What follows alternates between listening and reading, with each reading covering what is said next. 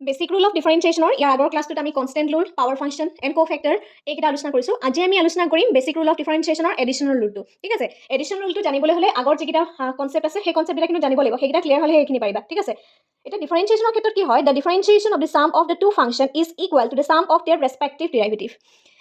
যেতিয়া আমি এটা ফাংচনক ডিৰাইভেটিভ কৰোঁ, ডিৰাইভেটিভ কৰিলে আমি একেবাৰতে কৰি দিওঁ, কিন্তু যদিহে তুমি পাৰ্ট পাৰ্টকেও কৰা তেতিয়াহ'লেও তাৰ ভেলুটো তুমি ছেম পাবা। এতিয়া ধৰি লৈছোঁ লেট ৱাইটো এটা ফাংচন হয়, y is a function of x plus G x, এই দুটা হ'ল। ঠিক আছে, এতিয়া আমি যদি কি উলিয়াব লাগিব, ডি ৱাই বাই ডি এক্স ওলাব লাগিব, হয়নে? ডি ৱাই বাই ডি এক্স যেতিয়া উলিয়াম, ডি বাই ডি এক্স, ঠিক আছে, এইখিনি ক্ষেত্ৰত the function of x plus G x bracket close কৰোঁ। ঠিক আছে, এনেধৰণে আমি উলিয়াব পাৰোঁ, কিন্তু এই কুৱেশ্যনটো আমি এনেধৰণে লিখিব পাৰোঁ, d by d x is a function of x plus d by d x is a function of g x. Okay, এনেধৰণে লিখোঁ।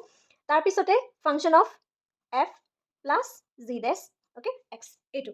তাৰ কাৰণে আমি যদি এটা উদাহৰণ লওঁ, উদাহৰণটো লোৱা হৈছে যে ইফ এটা ফাংচন আমি লৈলোঁ, ৱাই এটা function 4x³ plus 6x² plus 5x plus 3।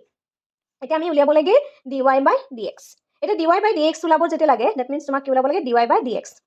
D by d x, এই ডি ৱাই বাই ডি এক্স ওলাবলৈ হ'লে তুমি এই ৱাই ফাংচনটো লিখি লোৱা, 4x³ plus 6x² plus 5x plus 3। ঠিক আছে, আমি এইখিনি একেবাৰতেও কৰিব পাৰোঁ, কিন্তু আমি বেলেগে বেলেগে যদি কৰোঁ, d by d x 4x³ plus d by d x 6x² plus d by d x 5x plus d by d x 3। আমি পাৰ্ট পাৰ্টকৈ কৰিছোঁ। পাৰ্ট পাৰ্টকৈ কৰিলে চোৱা, ইয়াত আছে কিমান, 4x³, এইটো কো-ফেক্টৰত আছে। এতিয়া 4 আহিব, এক্সৰ ওপৰত পাৱাৰ 3, 3টোৱে কি বুজায়, এন বুজাইছে, x 3 মাইনাছ 1 প্লাছ দিয়া, 6 আছে, তাৰ ওপৰত পাৱাৰ কিমান আছে, 2 আছে, 2 আহিব, x 2 মাইনাছ 1 প্লাছ দিয়া, 5 লিখা, 5ৰ ওপৰত পাৱাৰ কিমান আছে, 1 আছে, এক্সৰ ওপৰত পাৱাৰ 1 আছে, মিনছ 1 মাইনাছ 1, আৰু ইয়াত যিটো 3 আছে সেইটো জেগাত 0 হ'ব।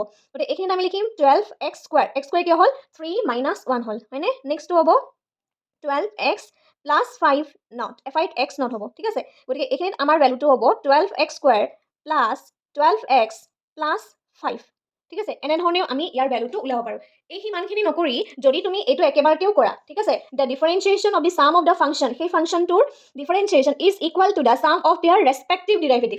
প্ৰত্যেকটো ভেলু বা প্ৰত্যেকটো ফাংচনকো যদি আমি মানে এক্সট্ৰাকেও ডিৰাইভেটিভ কৰোঁ, তেতিয়াহ'লেও তাৰ ভেলুটো আমি কি পাম, ছেমেই পাম, আৰু সেইটোকে কোৱা হয় বেছিক ৰুল অফ ডিফাৰেন্সিয়েশ্যনৰ এডিশ্যন ৰুল। আৰু এডিশ্যন ৰুলটো জানিবলৈ হ'লে আমি কিন্তু তাৰ আগৰ যিখিনি কো-ফেক্টৰ, কনষ্টেণ্ট এণ্ড পাৱাৰ, এই তিনিটা বেছিক ৰুল আমি জানিব লাগিব। সেইখিনি জনাৰ পিছতহে এইকেইটা যাবা। গতিকে ষ্টেপ বাই ষ্টেপ কনচেপ্টখিনি কৰিবা, তেতিয়াহে তোমালোকৰ ক্লিয়াৰ হ'ব। মাজত ধৰি পেলাই ভিডিঅ' এটা যদি চোৱা হয় বা তোমালোকে বুকখন পঢ়ি পেলাই যদি মাজত ধৰি কিবা এটা কনচেপ্ট লোৱা, তেতিয়াহ'লে তোমালোকৰ বস্তুখিনি বুজাত অকণমান প্ৰব্লেম হ'ব।